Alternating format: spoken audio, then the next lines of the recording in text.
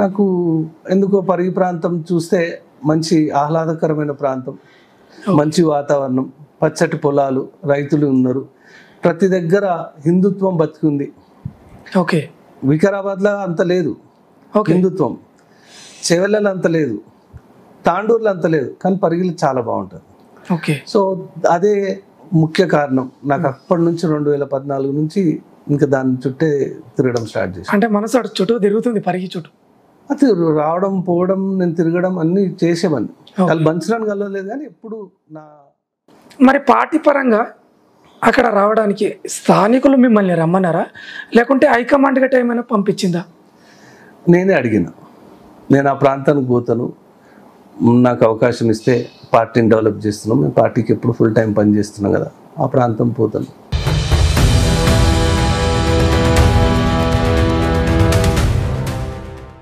Party కోసం పని చేస్తానే అక్కడికి వచ్చారు. మరి అంతకుముందు ఉన్న వాళ్ళు పార్టీ కోసం పని చేయలేరా? చేసారు, ఎందుకు చేయలేదు? మరి మీరే రావాలని ఎందుకు అనుకున్నారు? నాకు ఆ ప్రాంతం నచ్చింది కాబట్టి వచ్చిన. Okay, right.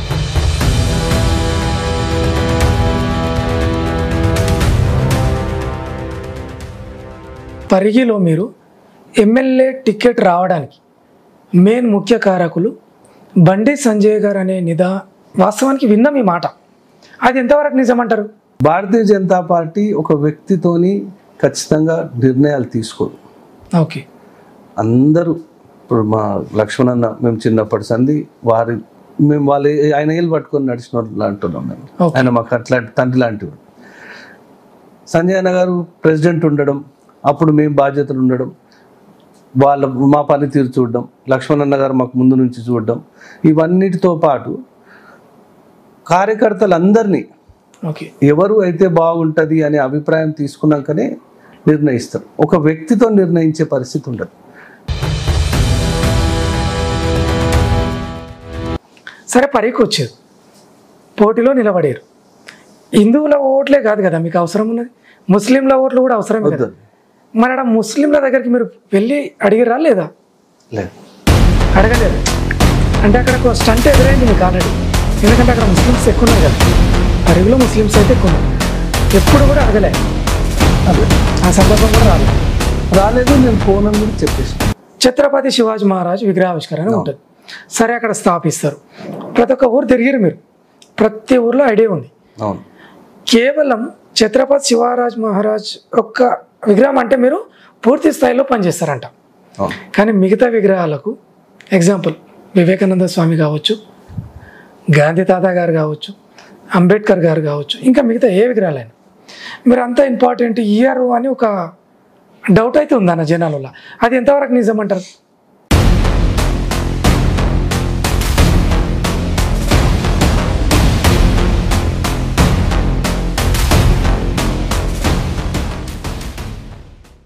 అందరికీ నమస్తే, నేను మీ సురేష్ మోత్కూర్. ఈరోజు తెలంగాణ రాష్ట్ర కిసాన్ మోర్చా ఉపాధ్యక్షులైనటువంటి వ్యక్తి, అదేవిధంగా గత ఎమ్మెల్యే ఎలక్షన్లో కంటెస్టెడ్గా పనిచేసినటువంటి వ్యక్తి మారుతి కిరణ్ భూనేటి గారు మనతో ఉన్నారు. అసలు వాస్తవిక పరిస్థితులు ఏంది, తన యొక్క జీవిత చరిత్ర ఏంది అనే అంశాలు తెలుసుకోవడానికి తన దగ్గరికి రావడం జరిగింది. కాబట్టి అన్న నమస్తే. అన్న నమస్తే. అంతా మంచిది అన్న? అంత మంచిది అన్న. ఈరోజు స్పెషల్గా మీకోసం మేము వినాయక చవితి సందర్భంగా వినాయక చవితి శుభాకాంక్షలు మీకు తెలియజేస్తూ ఈరోజు మిమ్మల్ని ఖచ్చితంగా ఇంటర్వ్యూ చేయాలనే ఉద్దేశంతో మీ పర్మిషన్ కోరడం జరిగింది. మీరు సహకరించినందుకు మీకు కూడా ప్రత్యేకంగా ధన్యవాదాలను. మరొకసారి మీకు మీ కుటుంబ సభ్యులందరికీ వినాయక చవితి పండుగ శుభాకాంక్షలను. ధన్యవాదాలు. మీకు మీ టీవీ యాజమాన్యానికి కూడా వినాయక చవితి శుభాకాంక్షలు. ఈరోజు ఈ మొట్టమొదటి ప్రోగ్రాం మీరు నాతో చేయడం కూడా శుభసూచకంగా నేను భావిస్తున్నాను. థ్యాంక్ యూ అన్న. నేను మీ వ్యక్తిగత విషయాల కోసం, రాజకీయ నేపథ్యం, అదేవిధంగా ప్రస్తుతం ఉన్నటువంటి కొన్ని అంశాలను కానీ రాబోయే స్థానిక ఎలక్షన్లో మీ పాత్ర ఏ విధంగా ఉండబోతుందనే అంశాలను మీతో చర్చించడానికి, మీ నోటి ద్వారా తెలుసుకోవడానికి రావడం జరిగిందన్న. అందులో ముఖ్యంగా ఏంటంటే అన్న, మీ బాల్యం ఎక్కడ స్టార్ట్ అయిందన్న? నా బాల్యం అంతా ముషిరాబాద్ పుట్టి పెరగడం జరిగింది, అక్కడే ఉండేవాళ్ళం. ఇల్లు ఇప్పటికీ అక్కడే ఉంది. అక్కడి నుంచే బాల్యం, స్కూలింగ్ అక్కడి నుంచే అయ్యింది. స్కూల్ మొత్తం అక్కడే. స్పోర్ట్స్ యాక్టివిటీస్ నుంచి ఆర్ఎస్ఎస్ యాక్టివిటీస్ వరకు మొత్తం ప్రస్థానం ముషిరాబాద్ నుంచే ఉంటుంది. అంటే స్పోర్ట్స్ అంటే స్పెషలైజేషన్ ఏముందన్న మీది? నేను ఒక స్విమ్మర్ని. ఓ, నేషనల్స్ దాకా పోయినా.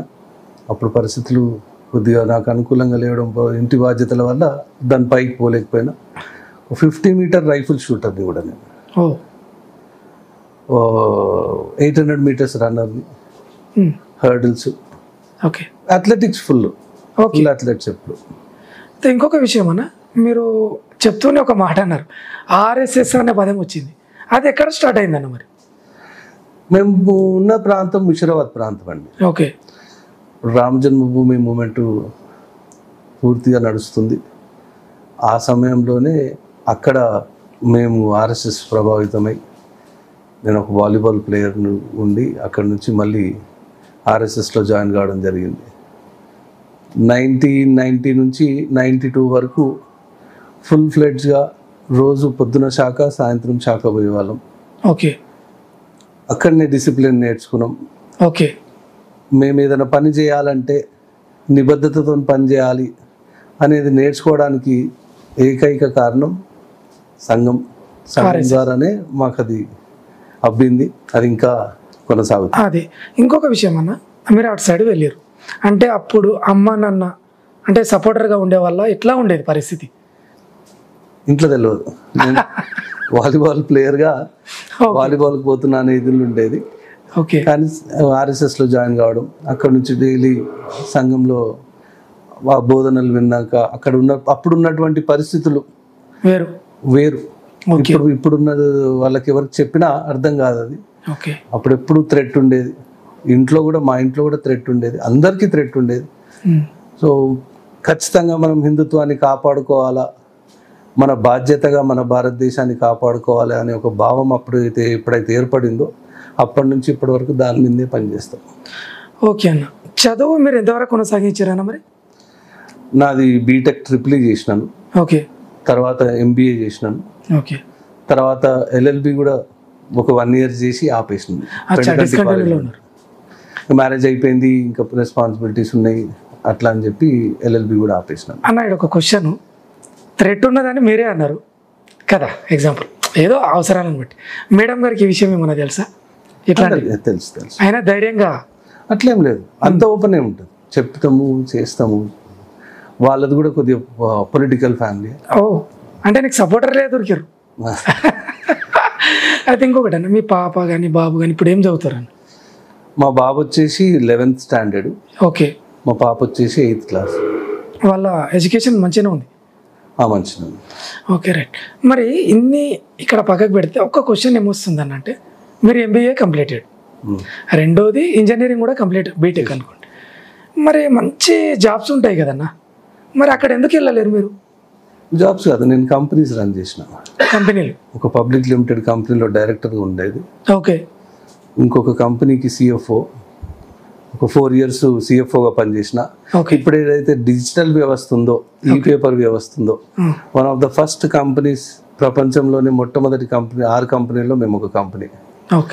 పేపర్ అన్ని దగ్గర ప్రపంచంలో 4500 పేపర్లు మేము చేసేవాళ్ళం.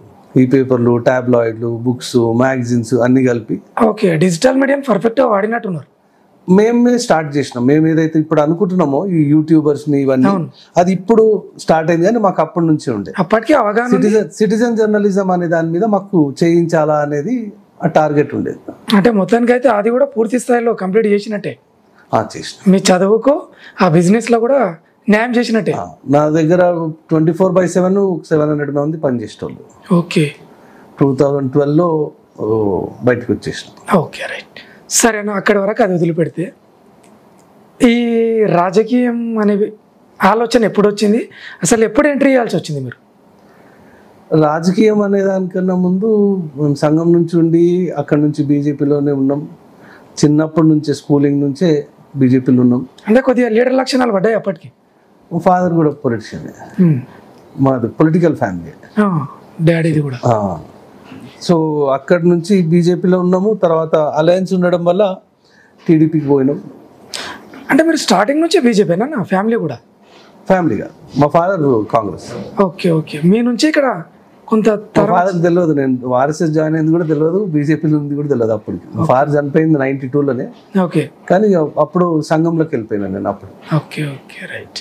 అయితే మొత్తానికి ఇది ఒక నీ నేపథ్యం అయితే, మీ కుటుంబ నేపథ్యం అయితే ఇది. నెక్స్ట్ మీరు తెలంగాణ రాష్ట్రానికి కిసాన్ మోర్చా ఉపాధ్యక్షులుగా పనిచేస్తారు అన్న. అవును. ఎప్పుడు ఎన్నిక కావడం జరిగింది మీరు?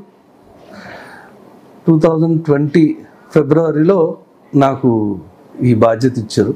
ఓకే.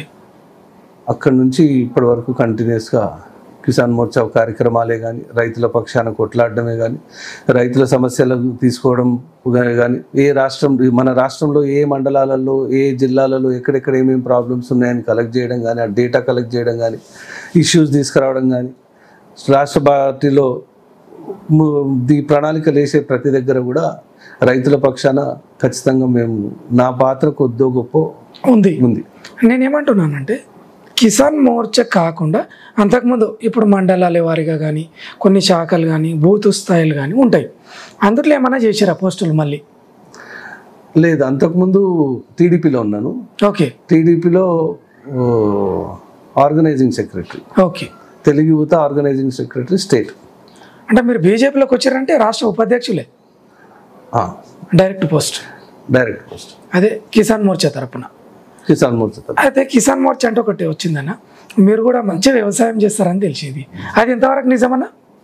నేను ప్రకృతి వ్యవసాయం చేస్తాను, రెగ్యులర్ వ్యవసాయం కాదు, ప్రకృతి వ్యవసాయం, గో ఆధారిత వ్యవసాయం. వరి పండిస్తాం ఎక్కువ, రకరకాల వరిలో మీరు ఏదో డిఫరెంట్ పండిస్తారని తెలిసింది. డిఫరెంట్ ఏం లేదు, దేశీవాళీ విత్తనాలు అనేటివి దేశంలో ఎప్పటి నుంచో ఉన్నాయి. 1,44,000 రకాల రైస్ అనేది, వరి వడ్లు అనేటివి మన భారతదేశంలోనే ఉండే. అవన్నీ ఈ హరిత విప్లవం వల్ల అన్ని కనుమెరుగైపోతున్న సమయంలో ఒక 15 ఏళ్ళ నుంచి మేమందరం స్టార్ట్ చేస్తే ఇప్పటికి ఒక 40-45 వేల విత్తనాలు అందరం కలిసి కాపాడింది. నేను కాపాడింది ఒక 4-5 ఉండొచ్చు, కానీ ఓకే అందరం కలిసి కాపాడింది ఒక 44 వేలు ఇంకా బతుకున్నాయి ఇప్పుడు. ఓకే. అంటే ఈ దాని ఆధారంగా కిసాన్ మోర్చా వచ్చిందంటారా? రాలేదు, నేను తీసుకున్నా. నవ్విరు, నీ వేషధారణకు నీ స్టైల్కు నువ్వు కిసాన్ మోర్చా అయింది అంటే చెప్పిన నాకు ఇది ఇష్టము, నాకు ఇది కావాలా. ఓకే. ఎందుకంటే భూమి గుండ్రంగా ఉండును అంటారు కదా, ఇప్పుడు మళ్ళీ మొత్తం అంత టెక్నాలజీ, సైన్సు, ఫార్మా ఇవన్నీ పోయి అందరు మళ్ళీ ప్రకృతి వ్యవసాయానికి మళ్ళీ పరిస్థితి వస్తుంది. మేము మొదలుపెట్టినప్పుడు అందరు మా పైన హేళన చేశారు, కానీ ఈరోజు పరిస్థితులు చూస్తే ప్రకృతి వ్యవసాయం దేశవ్యాప్తంగా గో ఆధారిత వ్యవసాయం పెరుగుతుంది, దేశీవాళీ విత్తనం పెరుగుతుంది. వడ్లే కాకుండా కూరగాయలు, పల్లీలు, పల్సెస్ అన్నిటికీ ప్రకృతి వ్యవసాయం ఆధారితంగా జరిగే పరిస్థితి వస్తుంది. దీనివల్ల ఏమవుతుందంటే హాస్పిటల్ వ్యవస్థ కనుమెరుగైపోతుంది. ఓకే. మన తాతలు, ఇప్పుడు మా తాతమ్మ, మా అమ్మమ్మలు 9 మంది, వాళ్ళ అమ్మ చనిపోయి 12 ఏళ్ళు అయింది. ఆమె ఒక్క రోజు కూడా హాస్పిటల్ పోయిన పాప అనుకోలేదు. ఓకే. ఇంట్లోనే ఉంది, ఇంట్లోనే న్యాచురల్ డెత్. ఎందుకంటే వాళ్ళు తినే తిండి ఇప్పుడు మనందరికి కూడా ముఖ్యంగా మనం హెల్త్ ఖరాబ్ అవుతుంది. బీపీలు, షుగర్లు, మోకాల నొప్పులు, ఈ కళ్ళద్దాలు ఇవన్నీ రావడానికి ముఖ్య కారణం మనం తినే తిండి. విత్తనమే విషం అయితే పండించే పంట కూడా విషం అవుతుంది. కాబట్టి మనం తినేదంతా విషం తింటున్నాం. కాబట్టి ఇవి ప్రీ డిజైన్డ్ విత్తనాలు ఇవన్నీ ఇప్పుడు వచ్చేటివి. అంటే 35 ఏళ్ళకు అద్దాలు రావాలి, 40 ఏళ్ళకు బీపీ రావాలి, 45 ఏళ్ళలోపు షుగర్ వచ్చేయాలా. ఇవన్నీ వస్తే ఏంటంటే వాళ్ళ మెడిసిన్, వాళ్ళ బిజినెస్ డెవలప్ అవుతుంటుంది. సో దాన్ని విత్తనంలోనే నాటి మనకు పంపిస్తుంది. పంపింది మనం తింటున్నాం. మనం తినడంతో ఈ రోగాలన్నీ మళ్ళీ వాడికి పోతాయి. ఇది ఒక వ్యవస్థ, ఫార్మా టు ఫార్మా అంటాం మేము. Okay right.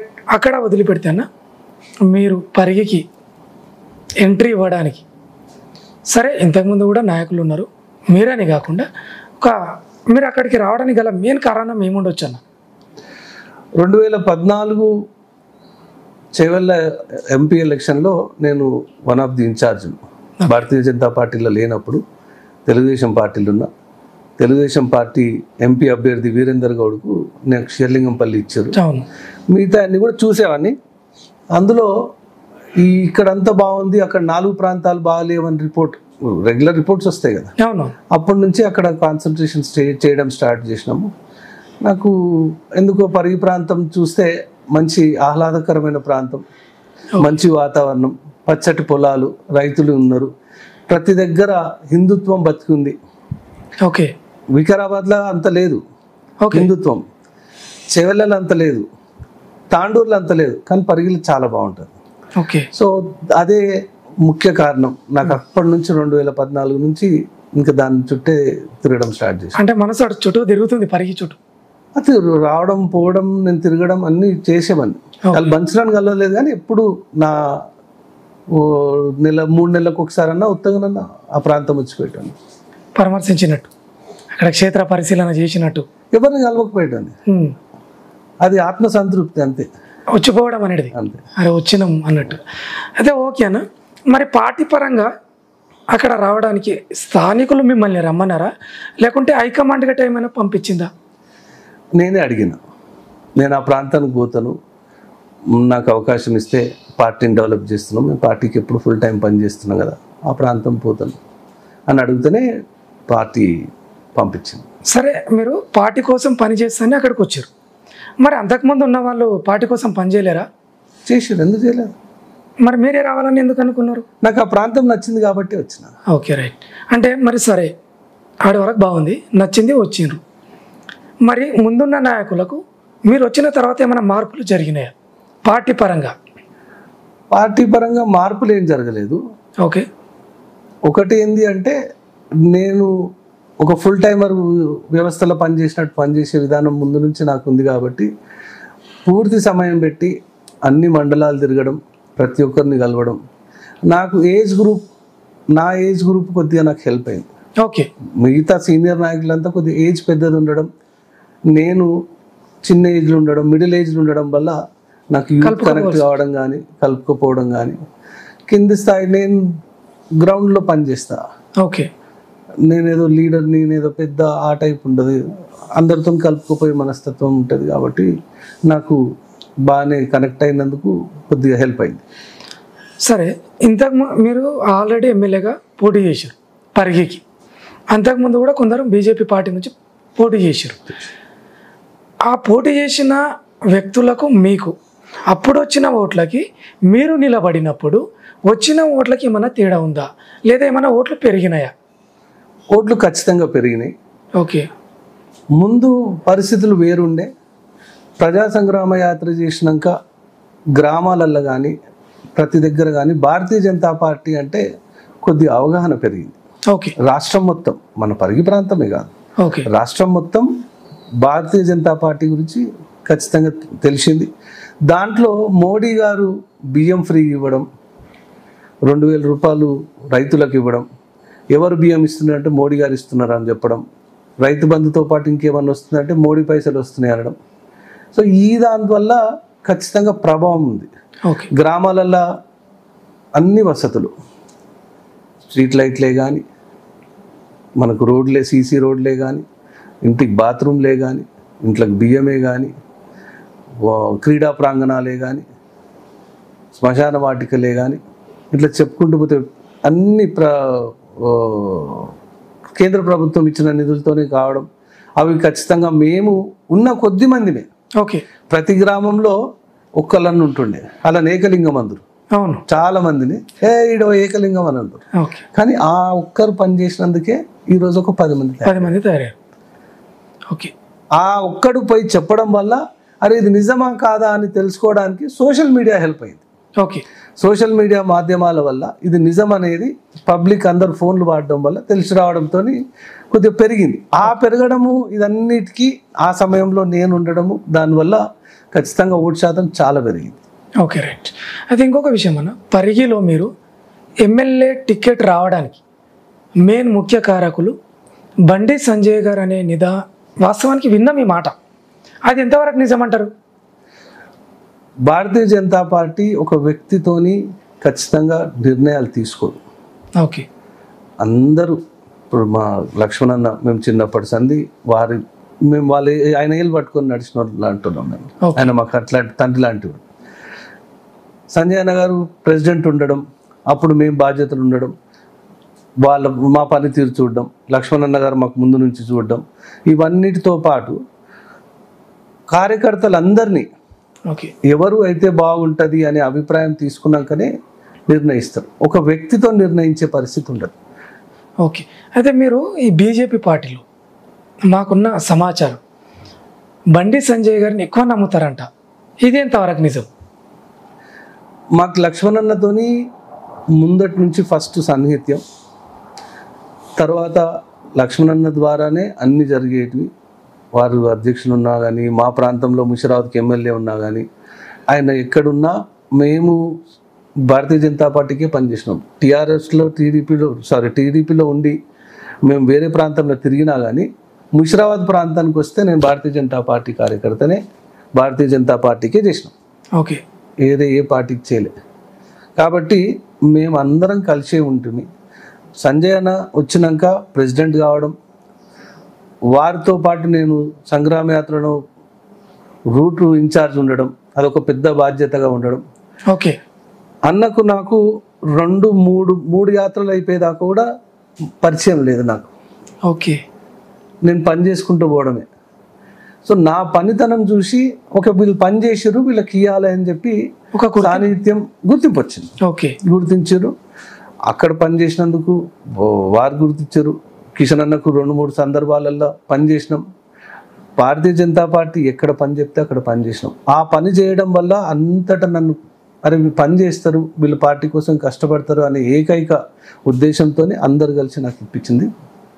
ఓకే, అక్కడ వరకు బాగుందన్న. మీరు ఎమ్మెల్యేగా పోటీ చేసే సమయం లోపల అక్కడ పరిస్థితులు వేరు, రాజకీయం పరిగిలో మీరు ఒక బీసీ బిడ్డగా, బీసీ సామాజిక వర్గానికి చెందినటువంటి వ్యక్తి, మీరు అగ్రవర్ణాలతోటి పోటీ పడేటప్పుడు ఏమన్నా కొంత భయం కానీ ఒక ఆలోచన కానీ కలగలేదా?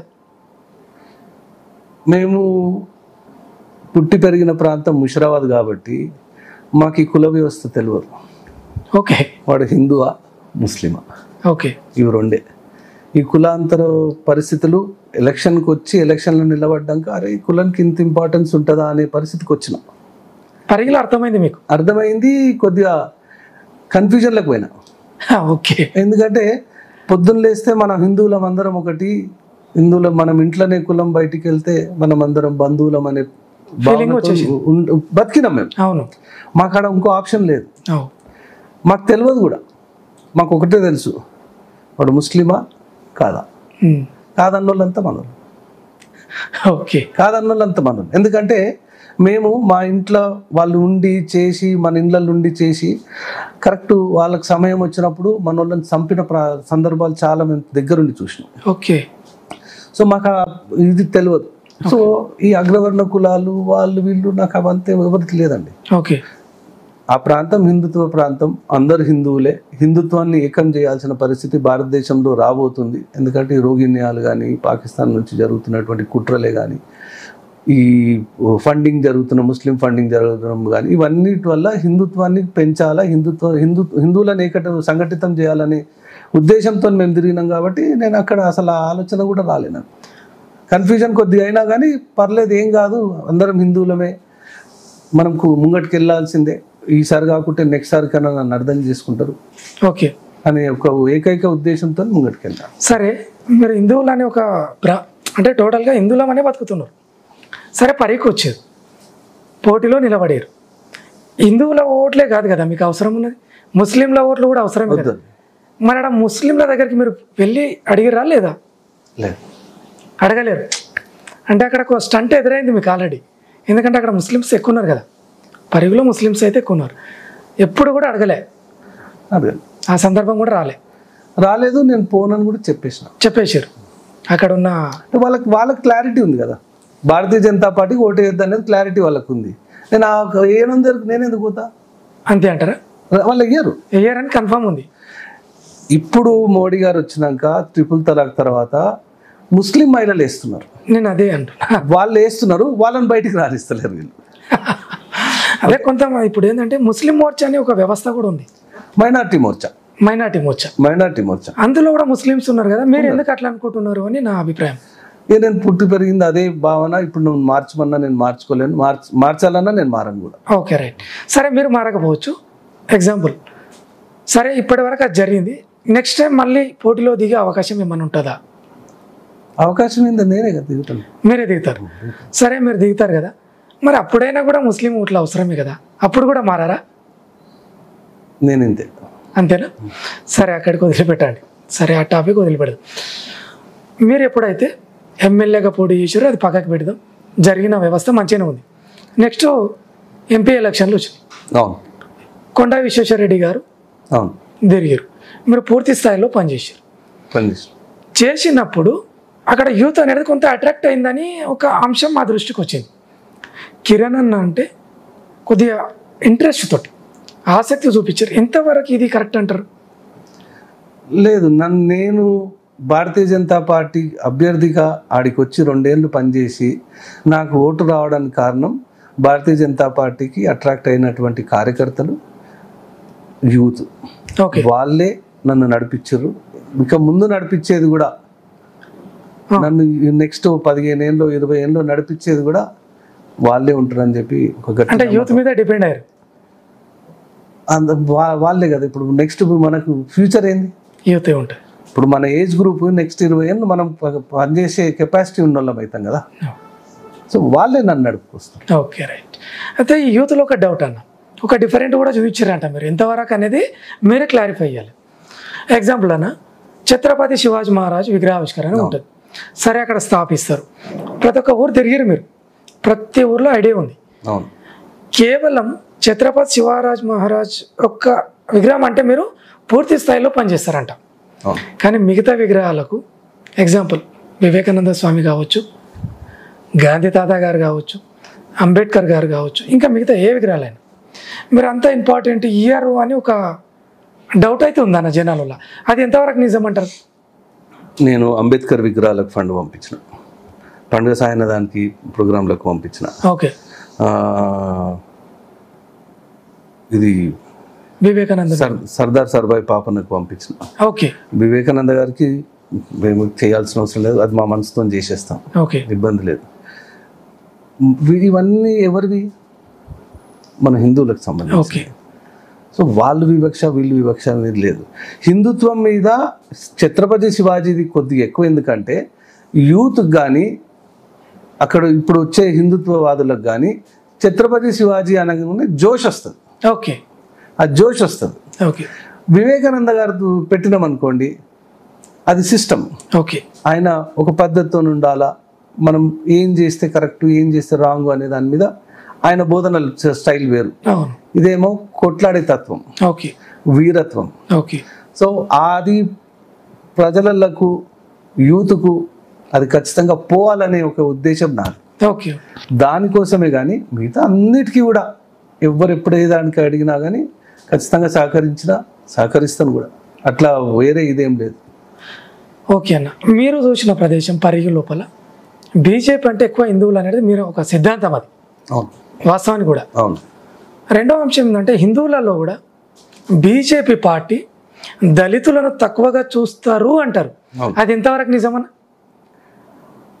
మందకృష్ణ మాది గారి మనం క్లాసిక్ ఎగ్జాంపుల్ మనం చూసినాం.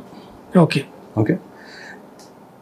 భారతీయ జనతా పార్టీ నుంచి బంగారు లక్ష్మణ్ గారిని రాష్ట్రీయ అధ్యక్షుని చేసినాం. ఓకే. వేరే ఏ పార్టీలో ఒక దళితుని చేసారు ఇప్పటి వరకు?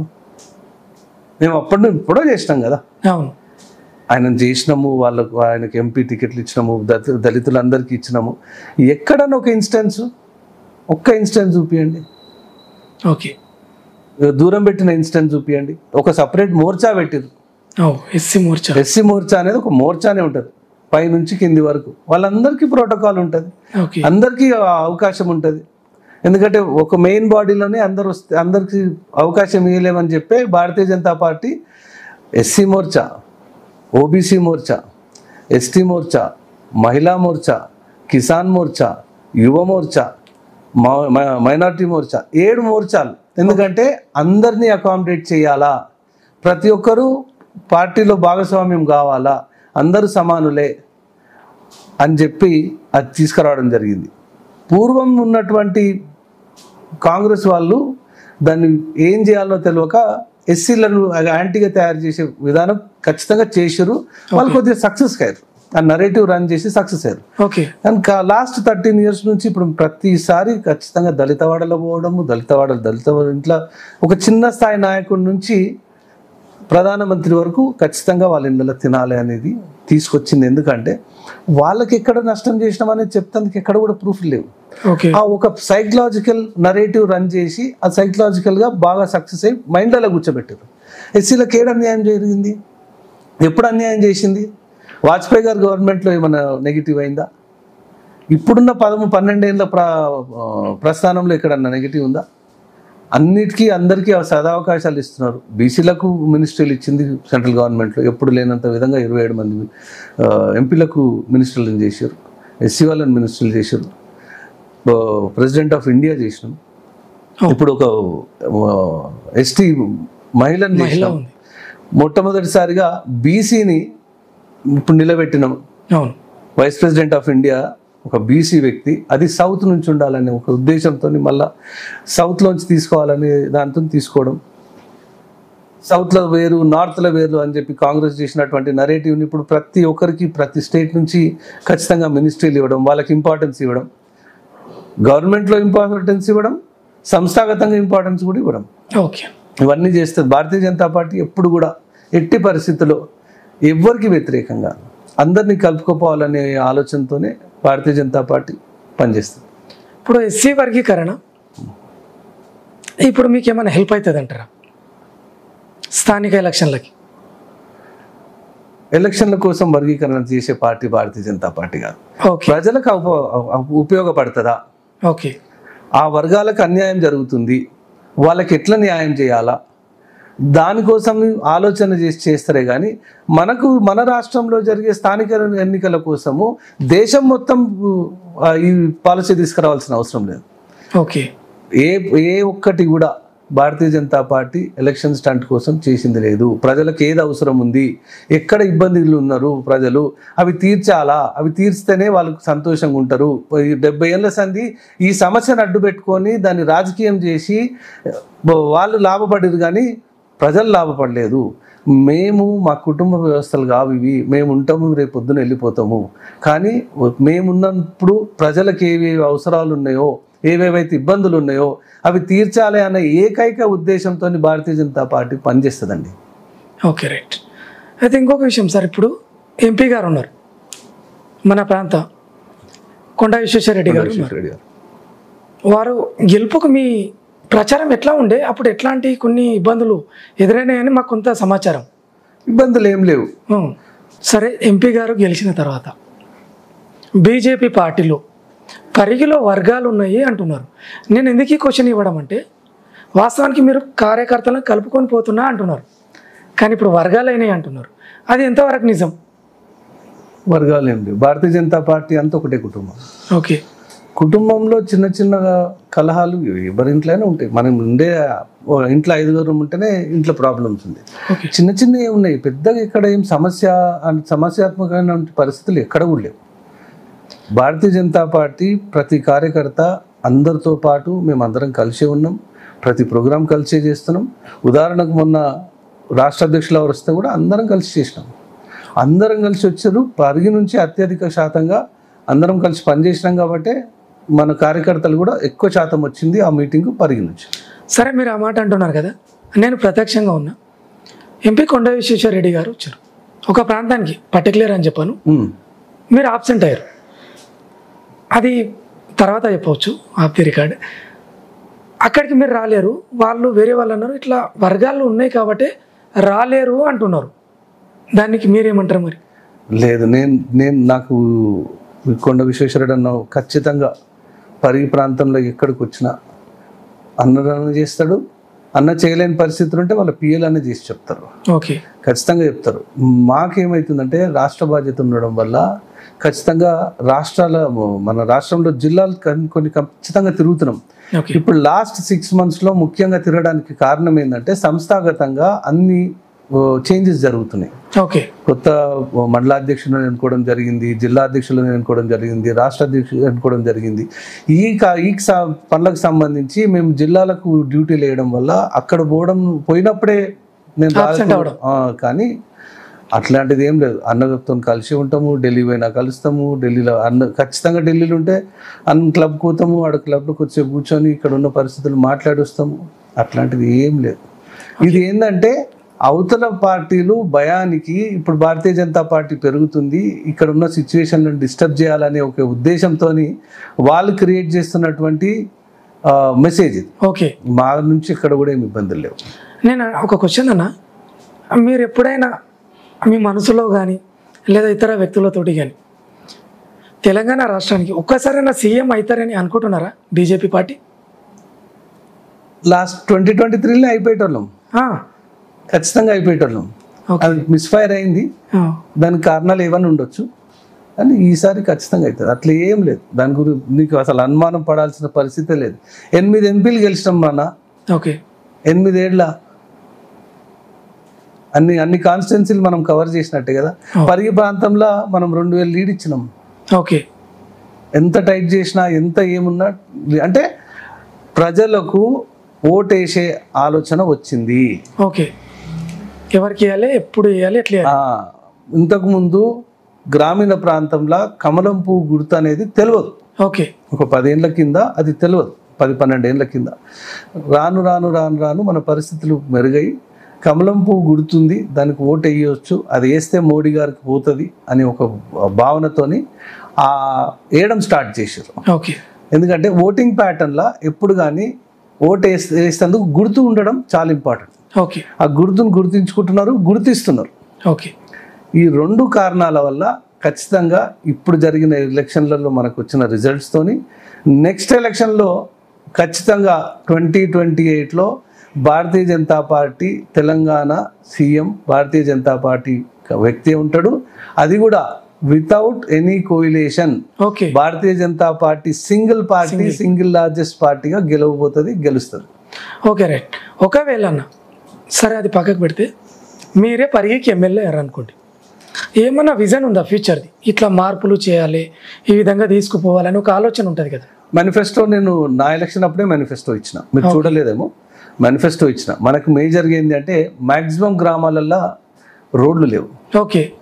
చాలా మటుకు గ్రామాలలో రోడ్లు లేవు. అంటే ఇప్పుడున్న ప్రభుత్వం వేస్తుంది అంటున్నారు కదన్న. ఎంతవరకు అవుతుందో చూద్దాం, అప్పటి వరకు కదా. ఇప్పుడు పిల్లలు చదువుకోవడానికి అక్కడ ఉన్నటువంటి ఇంజనీరింగ్ కాలేజ్ లేదు పరిగి ప్రాంతంలో, మెడికల్ కాలేజు వికారాబాద్లో ఎక్కడో ఉన్న ఒక మెడికల్ కాలేజ్ రావాలా. సో ఈ ఎడ్యుకేషన్ పరంగా ఇది మనకు వీధి నాటకాలు అంతరించిపోయినాయి అనేది చాలామందికి ఒక అపోహ.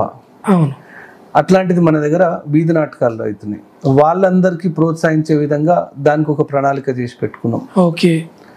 స్టూడెంట్స్ పరంగా ఇది, రైతుల గురించి ప్రకృతి వ్యవసాయం దాని సైడ్ తీసుకెళ్లాలని ఒక ఆలోచనతో ఉన్నాం. కుదిరితే ఈ సంవత్సరంలో ఒక క్షేత్రం నేనే స్టార్ట్ చేస్తున్నాను. అది ఎక్కడో దగ్గర ఎగ్జాంపుల్ కావాలి కాబట్టి స్టార్ట్ చేద్దామని అనుకుంటున్నాం. ఇట్లా అన్ని సెగ్మెంట్స్కు, మహిళలకే కానీ, యువతకే కానీ, వృద్ధులకే కానీ, టీచర్స్కే కానీ, స్టూడెంట్స్కే కానీ, ఆఫీసర్స్కే కానీ, పోలీస్ డిపార్ట్మెంట్కే కానీ, వీళ్ళందరికీ ఒక్కొక్క ప్రణాళిక వేసి పెట్టినాం. డెవలప్ కావాలా. పరిగి పట్టణము హైదరాబాద్కు చాలా దగ్గర ప్రాంతం, మనం 60 కిలోమీటర్ల ఉన్నాం. సరే ఇప్పుడు రోడ్లు అంటే ఆ టైం వరకు అలా సెంట్రల్ గవర్నమెంట్ ఫండ్స్ శాంక్షన్ అయినాయి, మనకు బీజాపూర్ రోడ్ అయిపోతుంది. ఆ రోడ్ డెవలప్మెంట్ అయితే మిగతాదంతా డెవలప్మెంట్ కూడా వస్తుంది. ట్రైన్ ఎటు తీసుకొచ్చినాం, పరిగి మీదకి వెళ్ళి ట్రైన్ వస్తుంది, ఆ ట్రైన్ ఉంది. సో మిగతా డెవలప్మెంట్స్ అన్నీ కూడా మేము ప్రణాళిక వేసి పెట్టుకున్నాం. ఏమన్నా చేంజెస్ అయ్యి ఇప్పుడు వాళ్ళు ఏదన్నా చేస్తే అవి విస్మరించి మిగతా అన్నీ ఏమేమి ఉన్నాయో అవన్నీ చేస్తాం. Okay, right. ఇప్పుడు స్థానిక ఎలక్షన్లు రాబోతున్నాయి, అది వచ్చే నెల కావచ్చు, ఇంకా లేట్ అయినా పర్లేదు. మరి స్థానిక ఎలక్షన్లో మీ వ్యూహం ఎట్లా ఉండొచ్చు అన్న? స్థానిక ఎలక్షన్లల్లో సర్పంచ్ ఎలక్షన్లకు వచ్చేసరికి ప్రతి గ్రామంలో ప్రతి వార్డులో నిలబెట్టాలనే ప్రణాళికతో ఉన్నాం. ఓకే. వార్డు స్థాయి నుంచి పడతాయా పడవా తర్వాత సంగతి. ఓకే. భారతీయ జనతా పార్టీ కార్యకర్త ఫస్ట్ నిలబడటంతో మా కార్యకర్తలకు ఒక గుర్తింపు మొదలవుతుంది. ఫస్ట్ పాయింట్ అది. రాజకీయంగా వాళ్ళు నిలదొక్కునే పరిస్థితి రావాలంటే ఫస్ట్ ఒక ఎలక్షన్ కొట్లాడాలి. ఎలక్షన్ కొట్లాడితే దానికి ఏమేం చేయాలనే ఆలోచనలోకి వస్తారు. సో వార్డు మెంబర్కు ఖర్చు అయ్యేది ఏముండదు. ఎందుకంటే అందాజగా ఒక 200 ఓట్లు ఉంటాయి. వార్డు 150 నుంచి 200 ఓట్లు. ఎవరైనా సరే ఆ ఊర్లో ఒక సామాజిక వర్గం సంబంధించిన వాళ్ళు వాళ్ళ ఇంట్లో వాళ్ళ కూటు కలుపుకుంటే 50 నుంచి 70 ఓట్లు కామన్గా ఉంటాయి. అంటే వాళ్ళు తనలాడేది దేని గురించి? మిగతా వాటికి వస్తుంది కదా. సో ఆ మిగతా ఎట్లా చేసుకోవాలని చెప్పి ట్రైనింగ్ చేసి అందరిని దించి ఖచ్చితంగా వార్డు మెంబర్ స్థాయి నుంచి ఉప సర్పంచ్లు, సర్పంచ్లు, ఎంపీటీసీలు, ఎంపీపీలు, జెడ్పీటీసీల వరకు ఖచ్చితంగా ప్రణాళిక ఉంటుంది. ఖచ్చితంగా మేము గెలిచి సింహభాగం భారతీయ జనతా పార్టీయే గెలుస్తుంది. అది ఖచ్చితంగా జరగబోతుంది, మీరు చూస్తారు. అంటే స్థానిక ఎలక్షన్లో బీజేపీ జెండా ఎగురుతుంది సాధ్యమైనంత వరకు. సరే, ఇక్కడ వరకు వదిలిపెడతానా, ఇదంతా ఒక ఎత్తు అయితే చివర్లో మీరు ఒక ప్రణాళిక ప్రకారం వెళ్తున్నారు. చివరి దాకా మీరు పరిగిలోనే ఉంటారా, మళ్ళా వేరే ప్లేస్కి వెళ్తారా? ఒక డౌట్ ఉంది జనాలలో. ఉంది. ఈ డౌట్ అయితే క్లియర్గా ఉన్నది. నాకు కూడా తెలుసు ఉంది. నేను వెళ్ళిపోయటం అయితే ఈ 2 సంవత్సరాల దాకా ఇంత కష్టమవుతున్నా అని చెప్పి నేను ప్రతిదానికి అటెండ్ కావడము, ప్రతి కార్యక్రమానికి ఉండడము, ఇక్కడ ఇబ్బందులు అయినా కానీ నేను పోవడము, నాకు ఎంత సమయం కుదిరితే అంత సమయం పరిగిలో కేటాయించడం, ఇవన్నీ ఎందుకు చేస్తున్నా అంటే నేను 2014 నుంచి నాకు ఇష్టమని తిరుగుతున్నటువంటి ప్రాంతం అది. ఎవరో వెలగొడితే వెళ్ళిపోయాల్సిన పరిస్థితి లేదు. ఓకే. పరిగి ప్రజలు ఖచ్చితంగా నాకు వచ్చిన ఓట్ శాతంతో నాకు క్లారిటీ ఉంది ఏంటంటే పరిగి ప్రజలు నన్ను యాక్సెప్ట్ చేస్తారు, యాక్సెప్టెన్స్ ఉంది నాకు. ఓకే. నన్ను వాళ్ళు నడిపిస్తారు, ముందుకు నడిపించేటోళ్ళు పరిగి ప్రజలు. నేను ఎక్కడికి పోయేది లేదు. ఎప్పటికైనా ఎప్పుడు కొట్లాడాలన్నా పరిగి నుంచే కొట్లాడితే పరిస్థితి ఉంటుంది. అక్కడనే ఉంటాము, అక్కడి నుంచి ప్రాతినిధ్యం వహిస్తాను, అక్కడికి వెళ్ళే కొట్లాడతాను. అంటే మొత్తానికి ఏంటంటే పరిగి కష్టమైన ఇష్టంగానే ఉంటున్నారు అక్కడ. పరిగి కష్టం ఏం లేదు, పరిగి ఇష్టమే. ఓకే. ముందు ఇష్టంగానే వచ్చినాను నేను అక్కడికి, ఇష్టంగానే ఉన్నా. చిన్న చిన్న ఇబ్బందులు ఎవరికైనా ఉంటాయి కదా. ఇప్పుడు నేను ఇక్కడ ఉండడము, మళ్ళీ రావడం, ఇక్కడ వ్యవస్థ సెట్ చేసుకోవడం, ఇల్లు చూడడము, ఇవన్నీ కొద్దిగా ట్రాన్స్ఫర్మేషన్ టైం అంటారు. ఆ ట్రాన్స్ఫర్మేషన్ టైం అవుతుంది. ఇప్పుడు ఇల్లు ఈ సంవత్సరం మంచి లేదు కట్టొద్దు అన్నారు, సంవత్సరం ఎండ్ అయిపోయినాక కడదామంటున్నారు. సో ఏదో విధంగా ఇల్లు కడితే చాలా మందికి ఇల్లు కడితేనే ఉంటామని అనుకుంటున్నారు అన్న. అంటే అట్లే డౌట్ అవుతుంది. ఇల్లు కడితేనే ఉండాలని ఏముంది? ఇప్పుడు అమెరికాకు పోయి ఆడనే ఉండిపోయారు, ఇల్లు లేవు కదా చాలా మందికి. పరిగి నుంచి మనకు ఎంతో మంది సిటీలో వచ్చి ఉన్నారు, ఎంతమందికి ఇండ్లు ఉన్నాయి? 30-40 ఏళ్ళ సంది సిటీలో పనిచేసిన వాళ్ళకి కూడా ఇండ్లు లేవు. ఓకే. మరి ఇటు వచ్చి పని చేస్తున్నాం కదా. నేనాడ ఇల్లు కట్టడానికి ఇబ్బంది ఏం లేదు. ఇల్లు కట్టాలంటే మనం హిందూ సాంప్రదాయం ప్రకారం చాలా ఉంటాయి, అవి చూసుకున్నాకనే కట్టాలి. సో అది సరైన సమయం కాదన్నందుకు ఆగినాం. దేవుని దయ వల్ల అమ్మవారి కృషితోని మాకు ఖచ్చితంగా జరిగితే నెక్స్ట్ ఇయర్ కాల్ అయిపోతుంది. Okay, right. థ్యాంక్ యూ అన్న. Thank you very much. ఏదేమన్నా మారుతి కిరణ్ బోనేటి గారు పరిగి ప్రజలను వదిలిపెట్టి పోయేదే లేదు, ప్రజలందరికీ అందుబాటులో ఉంటానని కూడా చెప్పడం జరిగింది. కాబట్టి ఈరోజు మాకు సమయం ఇచ్చినందుకు ప్రత్యేకంగా ధన్యవాదాలన్నా. ధన్యవాదాలన్నా.